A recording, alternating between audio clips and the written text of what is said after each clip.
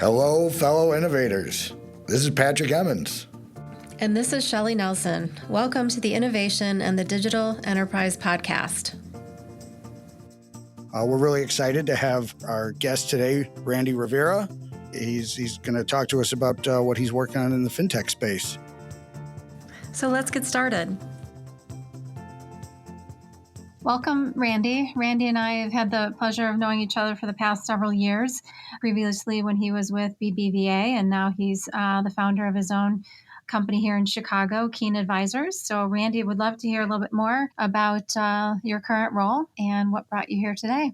Awesome. So I figured it probably made sense to talk a little bit about how I went from corporate to founder, because I think that helps explain the story a little bit more. So I spent 17 years in the financial services industry, at JP Morgan for 13 and BBVA for 4. Built 4 businesses over my time at those companies, 2 commercial lending practices and 2 private banking practices.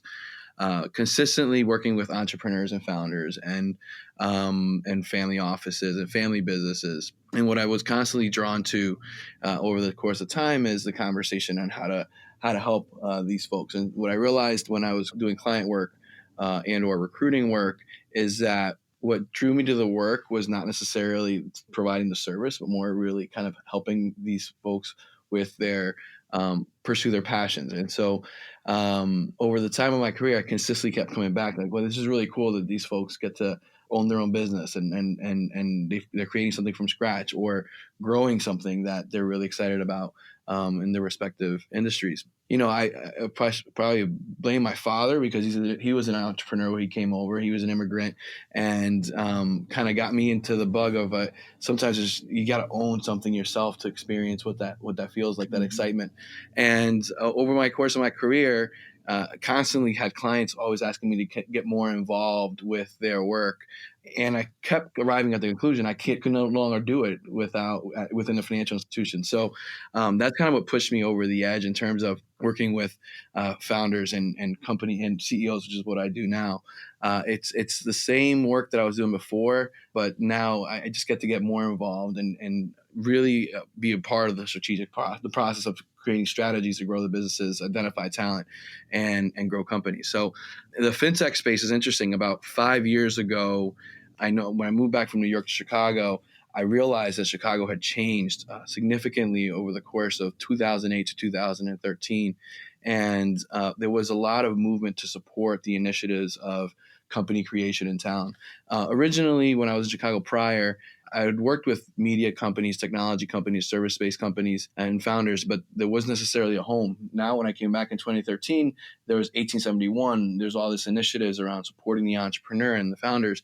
It triggered me that while I was within financial services, that work, I fundamentally believed, and I saw it was after the crisis, obviously, about 5 years after the crisis, you see how the industry was changing, and it got me interested in getting a lot more involved in the work that was going on in the financial service technology sector.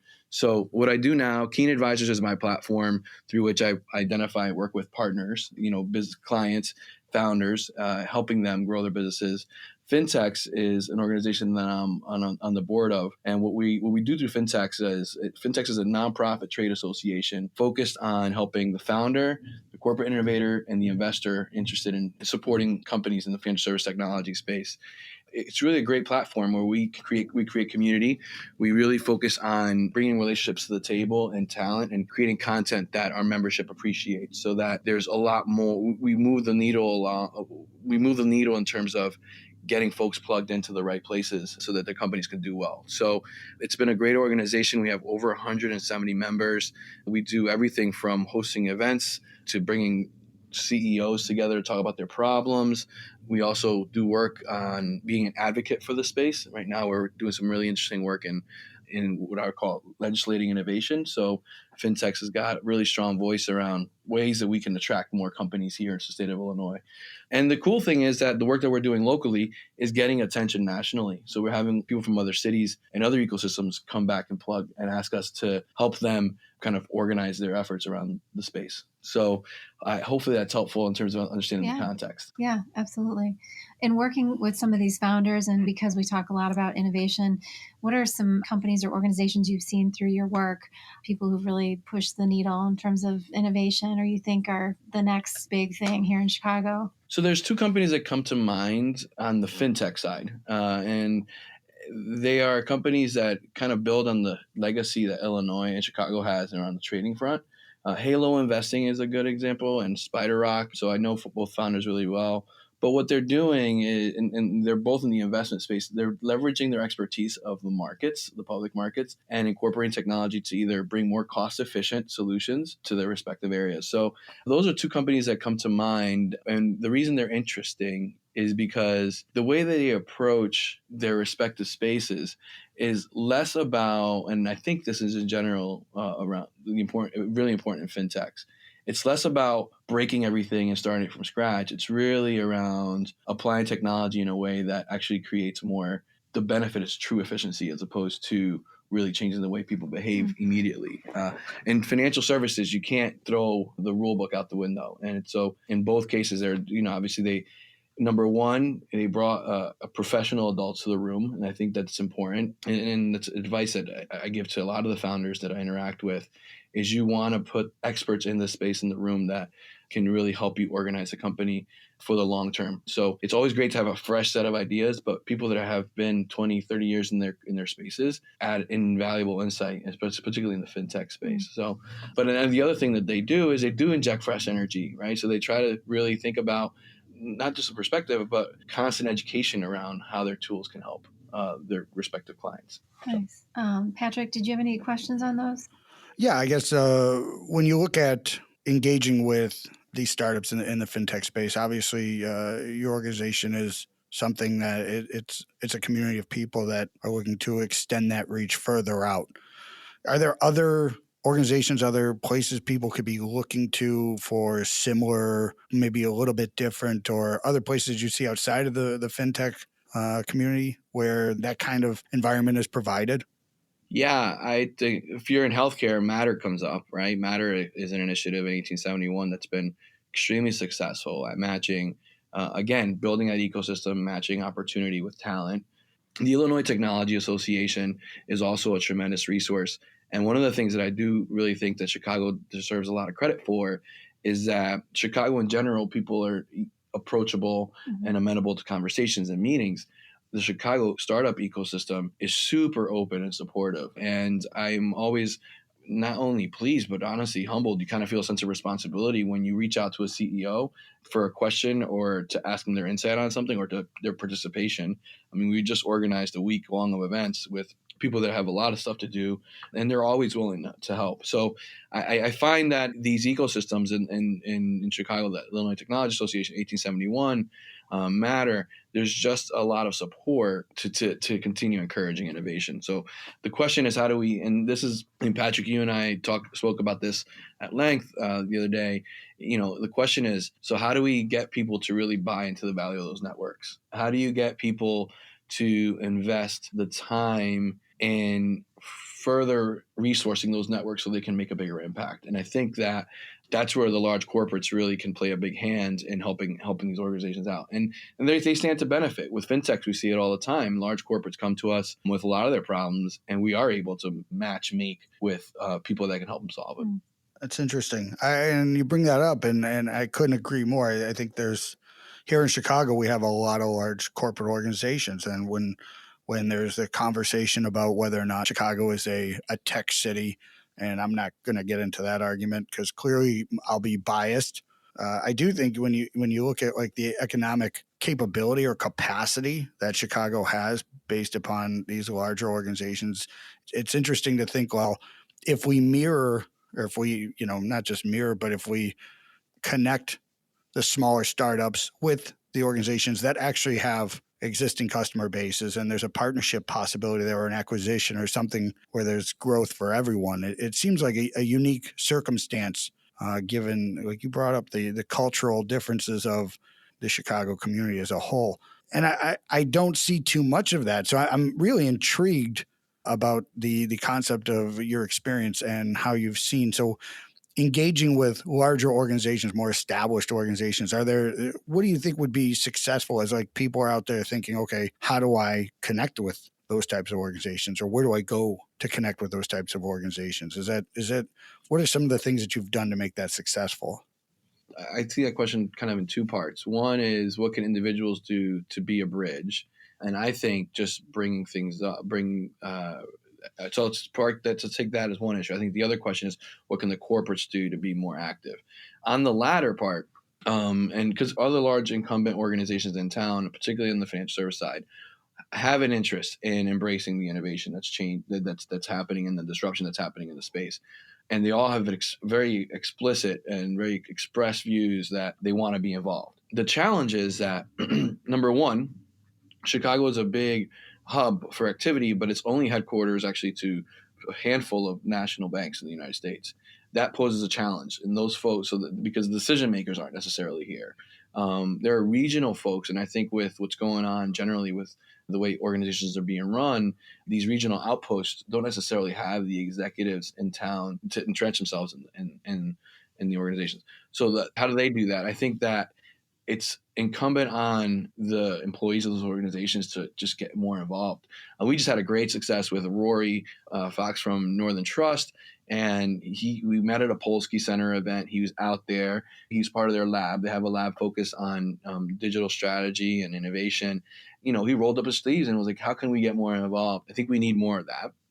Inversely, I think that the individuals, you got to sit in traffic. So if this is interesting to you, or you really feel like you have some genuine interest in what's going on in the space overall, you want to learn more, you got to go meet the people that are talking about this stuff. And you just, and it's coming to events like this, or coming to events like this, and it's meeting the other executives that are the founders, and trying to help them. People ask me all the time, I meet with probably like 3 to 5 founders a week. And people ask me all the time, how do you do that? How are you able to keep up that volume? I don't do anything anymore. I just show up and meet people, and then people introduce me to their friends. And I think the founder community is its own industry in Chicago, and it's a very welcoming one. So what I would urge people in all stages of their careers, because what I'm learning is that how people view careers is changing. Just participate in meetups, go to events. It's okay to be uncomfortable a little bit as you explore different relationships, but the ecosystem is there. And then I think one great success story is our governor. I mean, the reality is that J.B. Pritzker was really involved in the launch of 1871, B, has invested in companies. And I know for a fact, because while I haven't spoken to him directly, I know he's talked to some of my friends that are founders, and he speaks to them about their businesses, spoke to them about the business when they were in the stages of raising money or building relationships. So we have examples, and I think leaders that care, which is really exciting for Chicago. The question is now, what do we do during this unique time? The unique opportunity, the window's open now. How do we maximize the opportunity? Well, and you bring up a very good point about everybody staying invested and putting themselves in uncomfortable positions. I guess with your experience and mine being an entrepreneur a couple times and knowing quite a few people of various organizational sizes and structures, what are some of the characteristics, right? So that comfortable with being uncomfortable. Is there other characteristics that you see that these visionary people, these founders, what do they look like? What do they smell like? What do they do? That kind of thing. And this points to the people that I like to work with. So I'm going to be very clear that I made a decision to work for myself, but I did it I will work with people that I respect and that respect me. And so that may wipe out a certain segment of the population. I don't like spending time on those folks because that's not necessarily my target market. My target market are people that are committed to doing good business in a way that they can proudly say they're still a good corporate citizen. So the characteristics of those folks, I think number one, they're humble. Really good leaders that I interact with that motivate me to work with them are unbelievably unabashed about their humility and their understanding that they don't know everything. So that's the first thing that I would say is a very striking characteristic. Secondly, they are confident enough to surround themselves with people that are smarter than them. And I see this mistake. I saw it a lot in corporate America, and it's one of the things I really disliked about being in environments is that when there's so much structure and so much hierarchy, politics takes a nasty role in designing who gets to sit at what seat, and you see people not hiring or not promoting or not collaborating because of a fear that's going to overshadow their work. really, the really good leaders in this town are not shy about wanting the best talent around them all the time. I think that they've got hustle and grit, and I think those things are just, you get the hunch real quick if somebody's going to figure out a way to win. Mm-hmm. But they're also not scared of losing, and that's something that's been hard for me as a founder because I've worked in corporations and had a safety net for my entire career. But you've got to just know that it's okay to lose sometimes, and you as long as you learn Mm-hmm. and you try not to repeat the mistakes that led you there, you really take it as a reflective moment. It's a huge tool because it kind of wipes out the uncertainty of loss. You're going to lose, and if once what I see with leaders that inspires me, and it's the kind of people I like to work with is, no, it's okay. We're going to mess this up, but if we're going to mess it up together, and we're going to find a way to fix it together. So those are characteristics that stand out to me. I'm a big believer in networks. So personally, I think that when I see founders that understand that they don't need to know everybody, but they identify the right networks, it's a lot easier, I think, to create scale in terms of the impact that you can make. Nice. Have you ever read the book from Patrick Lencioni, The Advantage? No. Okay, so he talks about we talk about core values and hiring for the right things and finding the right people. And I think we all recognize that core values is too often something just written on a wall, not something that's lived, breathed, tangible, touchable, smellable in many organizations, even smaller, larger. One of the things that Patrick Lencioni talks about, and I think it's in complete agreement with what you just said along the lines of the perfect candidate you're looking for is humble, hungry, and smart. And you mentioned adults before in the organization, and I think that is like the magic mix right there, where you've got adults that are self-independent, can do things on their own. At the same point in time, their motivations are, I want to be part of a team. I'm hungry. I want to grow. At the same point in time, I'm smart enough to learn. And I also think that, did you ever read the book Mindset by Professor Dwork out of, I think it's USC? I have not. The growth mindset of, so the name of the book's Mindset, but it really talks about that concept between learning and failing. And do you view mistakes and setbacks as opportunities for improvement, or do you see it as a judgment of your perfect, beautiful self? Having left the corporate world 20 years ago, it's hard for me to recognize some of those things. But even like organizations that I started that got to about 40, 50 people, the politics is inevitable, right? Like you're going to have some politics, right? People vying for positions, people vying for having their say, right? And you put enough people in a room and it's going to happen. So I guess, all of that being said is like, how critical is it that like your founding team, that first 5 from your experience, do you think is going to make or break? Do you think it's critical, absolutely must have, something you can recover from? What are your thoughts? So my thoughts on this are, I have a few. First of all, the first 5, I mean, it is rare that the first 5 is the right 5. If it still is, and there's never been any challenge, you've got a much bigger problem. You should be looking around the corner because something's going to smack you, because it's very rare. I mean, I've seen a lot of business relationships over the years evolve, and you just have to kind of plan for that to be the case. But it is critical. I think that founders that don't have enough counterbalances in terms of opinions and thoughts and pushback in their life find themselves very alone as CEOs. That's one of the things that I see happens very often in partnerships, and I've seen in business. When I was learning how to be a banker and I was first responsible for lending money, I always asked, who are the owners of the business? And I would always want to see them interacting with each other. And it became clear to me that the teams, the right mix is that everybody has a different element and they just do what they do really well. And they have opinions, but they focus on what they do. So if somebody's really good at the operational aspect of it, the technological aspect of it, they own that. And then they come together and they have honest conversations. But the critical thing is sizing people up for what are they bringing to the table and making sure people know that that's their role. Clarity on what those roles and what problems are there to solve is going to be really critical. So the first 5 is really critical to an organization. But in my opinion, what I see with founders, what I see mistakes is either they want 5 people that get along or too similar. Well, that's called a social club, and it's not necessarily a business. Or again, there's a gap. And I think in business, there's just very basic things. You need the right legal team. You need the right finance partners. You need the right marketing and business development team.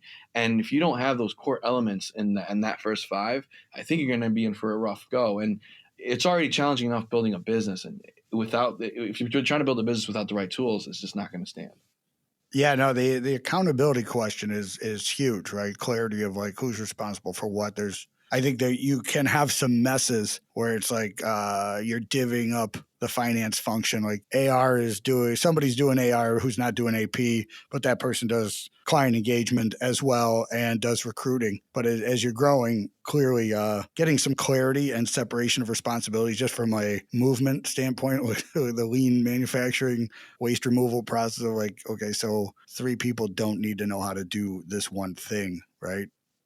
I saw a presentation the other day about as organizations are growing, when you're that 0 to 5 million, you're trying to stay wide because revenue's really what you're looking for, right? You're open to potentially, or at least this is one of the things that I've thought of and I've kind of done as I grow a business is staying wide at the beginning and being open to, I call the Saved by the Bell moments where it's like just lightning in a bottle. Nobody knows why that show is so popular. It doesn't make any sense, but you could never replicate it. And so being open to, that Saved by the Bell opportunity, and at the same point in time, getting to 5 million. And then once you get to 5 million, start thinking about getting narrow on what is that thing that's going to carry you to 20 million. And then once you get to 20, 30, somewhere around there, start getting wide again from an expansion standpoint. Are there other things like, what do you think of that from your experience? Because I hear a lot of people talk about like, oh, you got to stay to your niche. And I know that's what they write in books, but I don't know. Is your experience along that lines where it's like stick with your niche, or is it do wide and then get narrow? What are your thoughts? So my thoughts are, first and foremost, you have to be committed to a solution. You got to solve a problem, right? So what's that business? And again, my experience is mostly financial service technology companies and service businesses, but you really have to understand what you do well. Sometimes that changes, and that's hard to digest, especially if you're creating a solution that you think is going to be is going to change how people interact. I mean, financial services, everything's related to money. And you're in some part of the process trying to make that consumption of financial service easier. So I think that, in short, it is important to stick to what is the problem you're trying to solve, especially early on. Who you're trying to solve it for, that can change. I think that's where you can be nimble, and it benefits you to be wide, to your point, because the unintended consequences of designing a really nice product or a solution is that it may have more than one purpose. And if that purpose is broader and you've got a different audience, you got to find a way to capitalize on the audience you have to get revenue. But then I think, to your point, as you continue to grow, as the company grows, what ultimately ends up happening is you got to get really good at picking your lane, because you're going to compete on a broader scale. And the interesting that $5 million revenue number is an interesting number. It's also a number, right, where you're starting to hire the CMO of, the CFO from. And what I believe is that when I say adults, and there's nothing to do with age. For me, it's more an analogy around experience level. Early on, you find this all the time. Founders are the CEO, the chief sales officer, the chief marketing officer, the chief janitor, all the things. But at one point, when the company gets to a certain size, you really need to trust professionals in their expert areas. And I think that's really tough because, a good friend of mine calls her business her baby, right? And, the way she treats it, it's like it's hers. And at one point, that business is going to grow up and it's not going to be hers anymore. And I've got 3 kids and a daughter that's 16. So if anybody understands that, like, at one point they leave, it's me. It's one of the things that's ever present. Human analogies to businesses, some people say it's cliche, but one point as a founder, you have to realize that if you're doing your job, this business is going to exist once you're gone. And that's really hard. I think that's why you need, in my opinion, humility to be a really good leader. Because if you get through that stage and you still try to hold on or baby the adult, you're going to have much, much bigger consequences. And so I think that the point is these businesses do go in stages. Focusing early is important, and making sure you crush whatever product solution you're delivering. You do that really well. You do it in a way you can repeat. The outcome is predictable because of your activities, how you design it. at one point you're going to have to revisit and make that product better and make it stand out even more so. I was in a session the other day, kind of design session around a solution for a technology company. Actually, the company is a financial service company. We're designing a technology to solve a problem. And my question to the partners who are building the software is, how much ongoing expenses is this going to take to sustain the technology in a roundabout way, but at the end of the same place? You got to expect that you're continuously going to have to reinvest in technology. And goes, in my opinion, the same thing for business design. If you've got a business plan, there's no static business plan that lasts forever. Apple is now selling music. Before it was computers, and eventually evolved into phones, and now it's music and news. So and now they have credit cards. These businesses are constantly reinventing themselves. And the pace of it's so much faster today than it was before that, in my opinion, it's even more critical that you take those moments to pause when you have certain milestones, not just to celebrate, but also to reflect. I'm a big believer in founders finding time to collect themselves and self-care and take time to relax and reflect. Mm-hmm. If you keep crossing thresholds, you're going to burn out. And if you burn out and you're not getting the right support from your team or bring the right people into the loop, the business is not going to make it. Well, I can tell you my wife will probably have the same statement about got to relax. But some of us have a trouble with turning it off, right? Even on the weekends, it's always on. Brain's always processing. And so even when you're not at work sometimes, unfortunately, I think a lot of founders, a lot of visionaries people ask me what my hobby is. It's running my business. And so I do agree with you that it's important to find peace and spend time. If you're going to be the visionary, spend time really thinking about the future. And I think that's relaxing for visionaries. I think when it's not so much go jet skiing and hang out and go do these things that other people want to do that I don't want to do. Like I hate golf. Everyone's like, oh, take up golf. I'm like, I hate golf. Tell me about a time you leave the golf course where you felt happy, right? Like I've never once, right? I lost a lot of money and I stink at golf. And then what do you say to yourself? Oh, I should really spend more time golfing. It seems backwards. So hopefully everybody understands what I mean when it's like spending time, like getting clarity of like what you want out of your businesses, I think is really important, right? Like what is that end game? Where do you want to be? What does it look like? Because I do think like a lot of times you get stuck in the rut of like just doing. And I think that's an important element. The other thing that you brought up was the adults, right? And like I don't want to harp on it, but I do think it's an important clarity statement of like what does that mean to be an adult? And you made it very clear what your definition is, and I think that's great. And I my definition is it's not an age thing; it's a maturity thing, right? I know I've got friends; they're 45-year-old children, right? I love hanging out with them at times.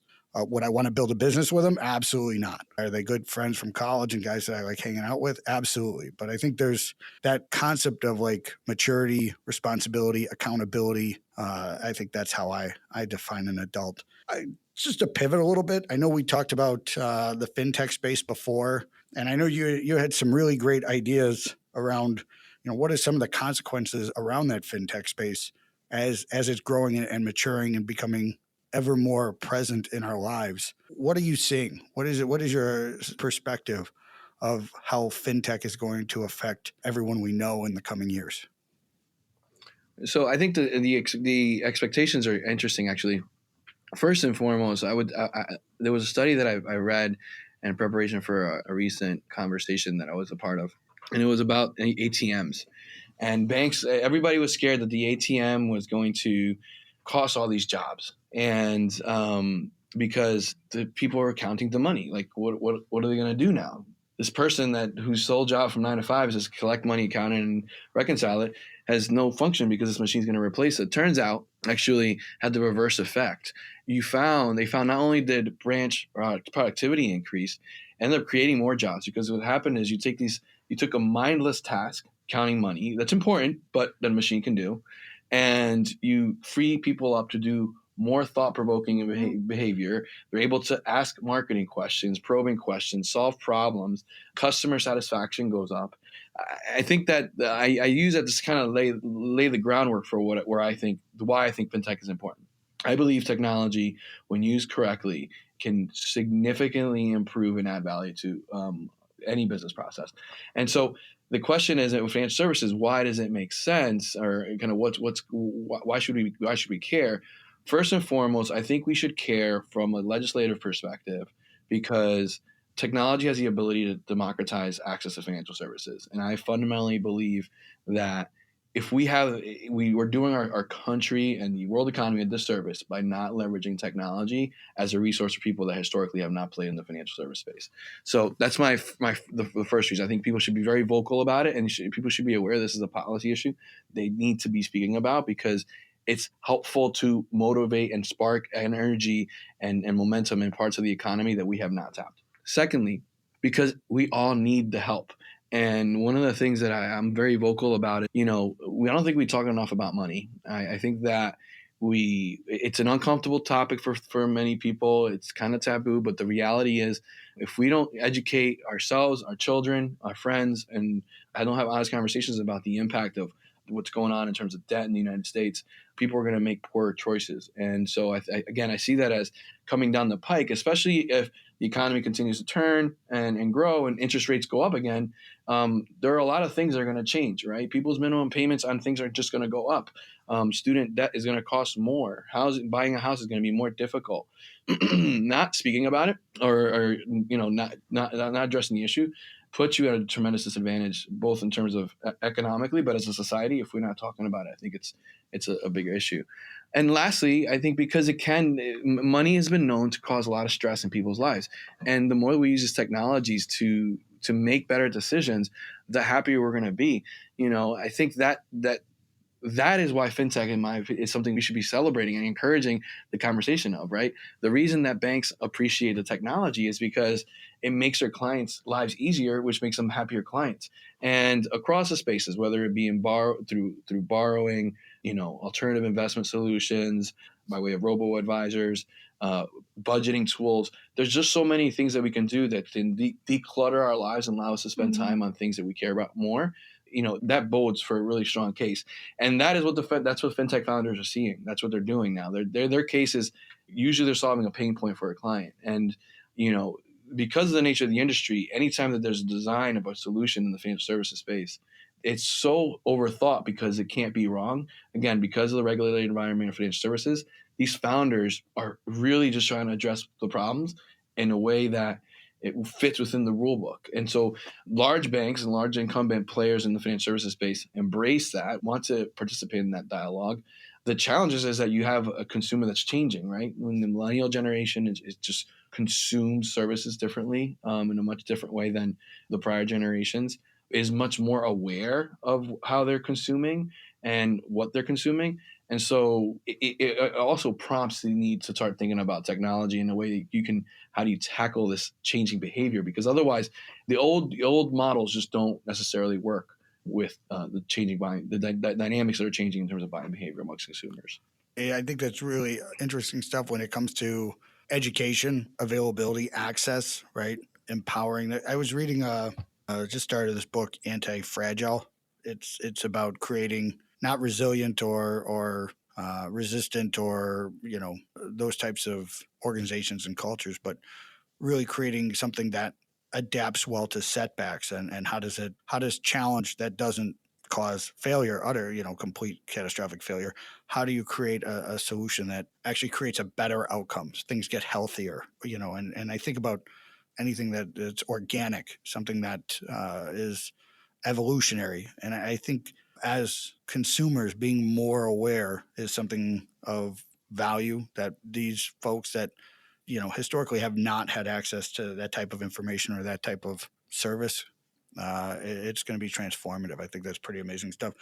Howard Tolman had a really interesting article. For those who don't know who Howard Tolman is, he was the head of 1871 for a good long time. But he had a really interesting article in Inc. the other day about this next generation of entrepreneurs who are, he's saying, remarkably out of touch and not sure, doesn't know what it takes to run and start a business. I find it very interesting that the head of 1871, or the former head of 1871, is having this kind of conversation on Inc. And I know you have a very interesting take on the state of entrepreneurship and foundership here in Chicago. Is that gel with your experience when you're talking to some of these younger entrepreneurs And one other piece I'd throw in there, I think historically entrepreneurs' average age was somewhere in the mid 40s, and that has significantly reduced in the most recent years with all of the young startups and people coming out of high school and college with ideas, and the entry to entrepreneurship being lower than ever. I guess going back to that first question is Howard's experience gel with what you're seeing, or was he just writing a very interesting article? So I briefly skimmed the headlines of that article. Didn't get a chance to read it. So can't tell you that I completely have an appreciation for what his message was because I didn't get a chance to read the article. What I would say is a couple of things. Again, because of technology, starting a company is just easier now. You can go online. We can do it probably much shorter time than it would to do this podcast. So that's a fact. It's just easier to start businesses now. There's also, it's cool. It's the hip thing. And it's funny because it draws a certain kind of attention. I did read an article that another friend of mine published about how kind of interesting it becomes. Being an entrepreneur is the sexy thing now, and how that's got a lot of potential pitfalls if you let it draw you in. It is a flame, and you can get burned pretty quickly if you let the luxuries of working remotely, working for yourself, and not worrying about being part of the man. It's just not for everybody. So I think that I would say, I don't know if that the entrepreneurs now aren't in touch with themselves. I wouldn't say it that way. I would say that we have more entrepreneurs, so we have different personalities we have to get to know. And that is, there's going to be consequences to that. People are going to get burned. So I think that all comes in cycles, right? I think all the large corporate companies are trying to find a way to whether it be reposition their stories so they can attract talent. I wouldn't be surprised if some people start realizing that working for the man actually, or working for a big company is actually not a bad thing, because I think companies are starting to realize they need to create more attractive work environments. But the founder grind is hard. And the reality is that not most people are not equipped to last it. And I think we just have a lot more examples today of people that can't make it. And with social media, it's also public, right? So I could put on, I have a Twitter account for my company. What happens when my company fails? Oh my God, I can't have that happen. So I might keep it up for a while. You start seeing the reality TVization of society and what we're doing right now.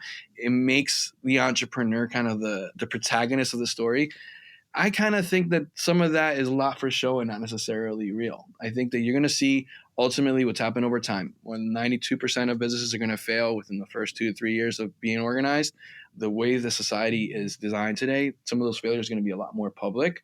I'm hoping that people that are looking to pursue that as a career track are learning from the mistakes of those that didn't make it as well, and not judging them, because the reality is that entrepreneurship is not for everyone. And the point that I think you're calling attention to is that people are now attacking that individual as a group. And it's because it's more visible now, that it's easier to be, it's sexy to be an entrepreneur in air quotes, but the reality is, are you add value? Is your company adding value to somebody else? And are you delivering a service? And if that fact will stand the test of time. If you're not doing that on a consistent basis over time, your company will not generate revenue and it will not be profitable. And without revenue, you can't have profit. So, I think in Chicago, this has also been very transparent. I mean, 1871 gives us a physical place where you can go and almost in a fishbowl, go look at the entrepreneurs working like you go into the zoo.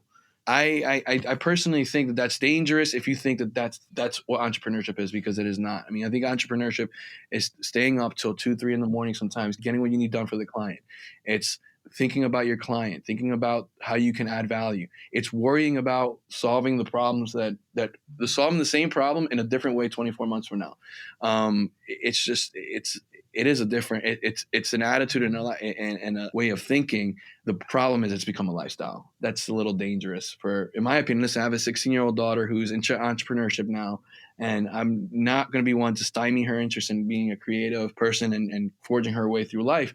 But I'm also going to pragmatically tell her an entrepreneur is going to go to college and, you got to get your degree. You got to get some skills. But that's something we have to deal with as a business society, is understanding that that's changed. That's not the same as it was 15 years ago. Randy, there's a term I use, and I think as a guy that's built 3 businesses, I can say declaratively what you're touching on comes down to one word, and it's love. I don't think anybody's ever going to accuse me of being, the soft, squishy kind of person, but I'm going to tell you, it's love. If you don't love who you're servicing, if you don't love the people you work with, if you don't pour it all in at that level, I don't think it works because it is just like parenting. You love your kids, you want them to grow, you want them to be successful. And if you don't have that level of commitment, right, this is not an easy path to take. It's going to hurt. The only way you get through that kind of pain is you've got to have a bigger purpose, and you've got to love it. You've got to say, like, this is it. This is all I do, because there's always a way to go back.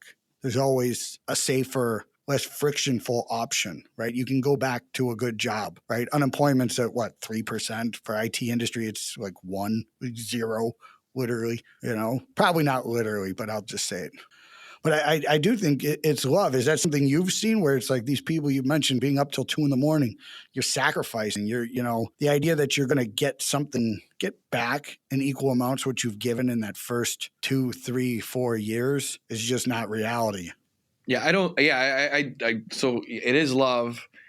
A couple of things I would say. Number one, in regards to, if you don't have that commitment, it's quickly tested. So again, I think that's a redundant point. We touched on it and we talked about it. But the piece that's interesting to me is entrepreneurs have found. So take Braintree, for example, which is an organization we know well in town. Braintree is a very well-known exit in Chicago.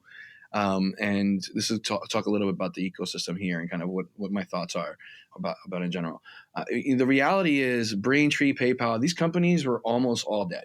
Like, if you read the history of how these companies were founded from a funding perspective, they were moments of near death.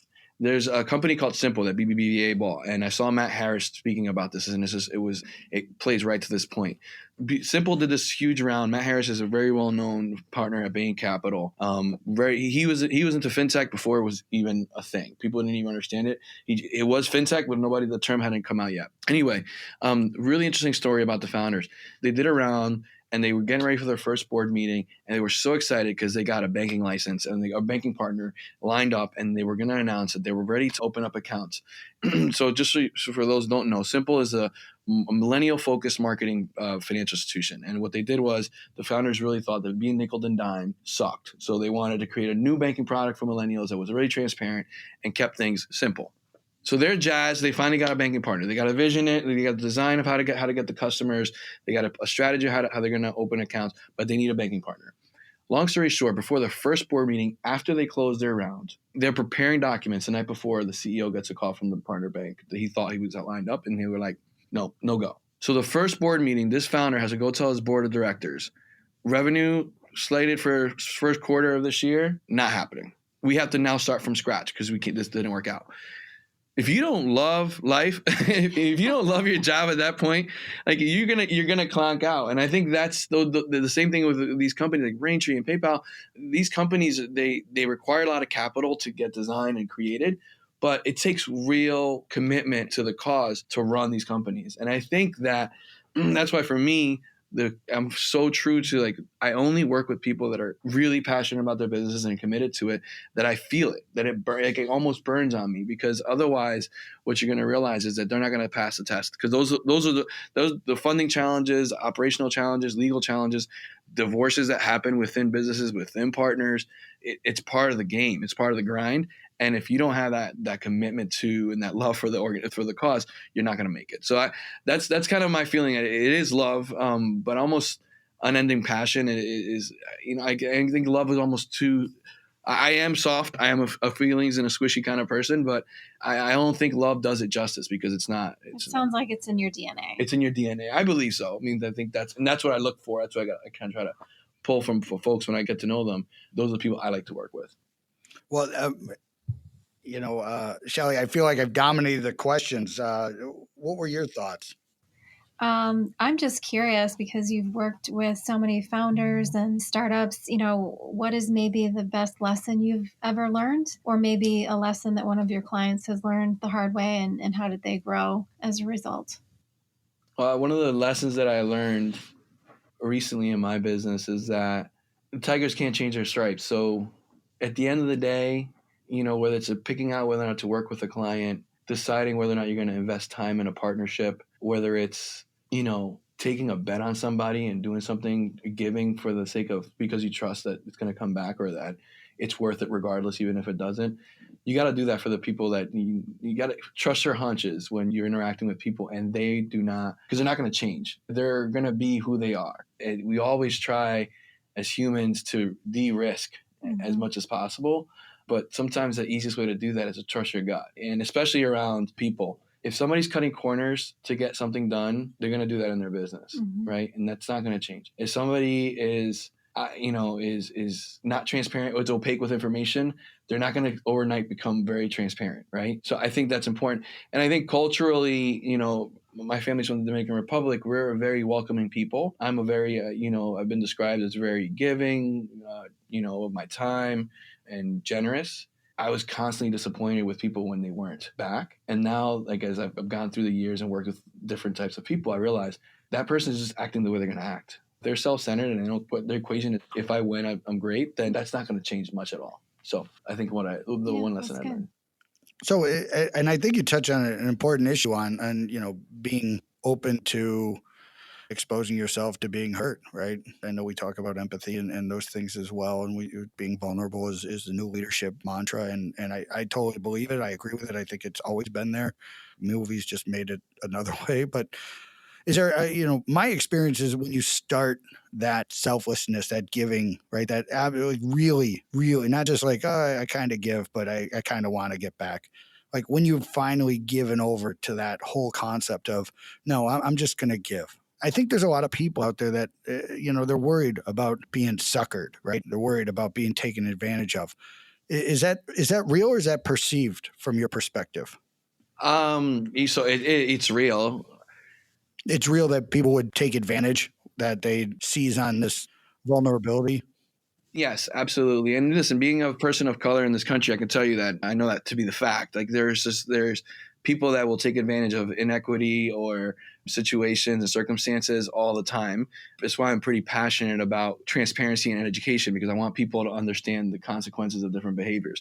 But it's very real. The way you protect yourself, you align yourself with people and you surround yourself with people that have the similar values than you and can help you spot it, right? And then it's once you understand what the defense is, at least you can run the best play to try to counter that defense, right? So, but you got to be able to spot it. And the only way you do it, sometimes you have blind spots. I've had blind spots, with clients or people that I've worked with in the past, and I've done things for them. And then I realized, crap, I got really taken advantage of in the situation.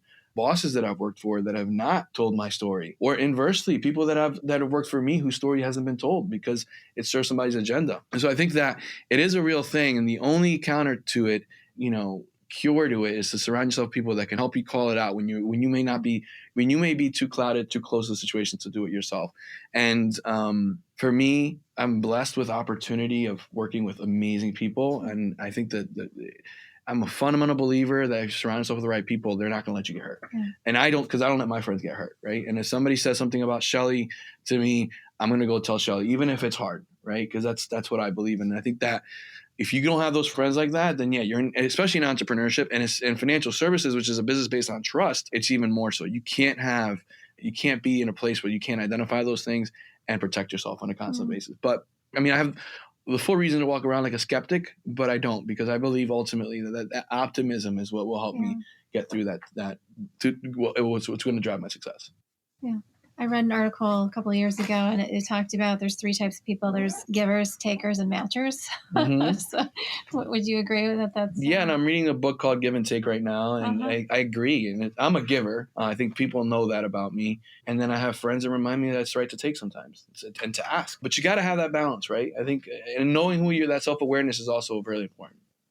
And Shelli, I think the matching thing is what you're driving at, is like you should take, but you should give. And that's what differentiates people who are able to give and get value, right? It's the people who are, I don't want to call hoodwinked, but not aware that they're being taken advantage of. They give, best of intentions, but unfortunately, that effort, that intention isn't reciprocated. So it is interesting. And having been in the entrepreneurial space here in Chicago, I can say that like more times than not, I put the number somewhere around like 1 out of 10 people are actually going to do something to try and take advantage of you.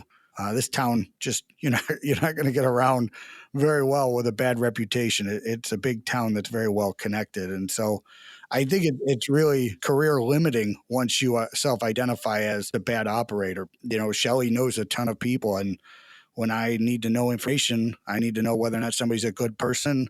Who do they work with? All of us have plenty of connections that we can reach out to verify that this person is, whether they're competent or not, is one thing. There's a concept of trust, three phases of trust. One, I believe you want to do the right thing. Two, you have the actual capability to do the right thing, and then three, having experience doing the right thing. And that's actually Stephen Covey's son's book, The Speed of Trust. So just make sure I don't take credit for other people's really great ideas. But that's really what it comes down to is like, one, first of all, let's just find out, do they have a history of doing the right things? Whether or not they're capable, whether or not they intended to, right? The real proof is in that pudding. And so I think as the world's becoming more and more connected, like you mentioned, right, through social media, through LinkedIn, through all of these various tools that gives us hyper connectivity to everybody else's past performance. I don't know. I not exactly always an optimist, but I think this optimist view of the quality of who you are is going to be a bigger business advantage now more than ever. You're not going to be able to hide from your past bad behaviors. Right. Yeah. One more thing that I wanted to bring up, Randy, you mentioned earlier that, anyone can open a business, they can be out there on social media and otherwise, and they feel compelled to maybe try and look like they're very successful. It makes me sad to think that way because there's probably so many entrepreneurs out there who feel that they have to keep up but aren't opening themselves up to learning, and then also aren't sharing those mistakes and those failures with others that they can then learn from. So I'm curious, is this maybe a new epidemic because of, the reality TV of the world and everything, and that's been going on for many years? But do you see that as an issue with up and coming emerging leaders who feel the need to be I successful? see it more with kids, man. I think honestly, I think that that's so I think it's a potential issue if we don't address it, if we don't create tools. But on the inverse, there's also so much attention being given, so many resources being given to founders, and there's networks now. I mean, I think that I have a team of people that I can reach out to with questions or advice, mentorship. And the more we continue to spread that message, the easier it is going to be for people not to have those, those moments of loneliness. And, I forgot where I read it, but there's something about mental health and being a founder. And there's a lot of issues that are starting to come up where founders are just more susceptible to it because they do spend so much time alone or questioning, wondering how they're doing. And so it's another reason why it's important to be open and transparent about going through your struggles. Yeah. And I'm not, you're right. There is a downside of all this public visibility into people's activities, but there's also, in my opinion, the opportunity. The tools are there and the opportunities there to support those folks that may, they need somebody to talk to. And I think that that's the onus on the ecosystem to create it and continue building that. So nice. Awesome. Well, I think this has been a really awesome and incredible conversation. And Randy, I just want to say thank you. I really appreciate you taking time to join us and sit down and share your experiences.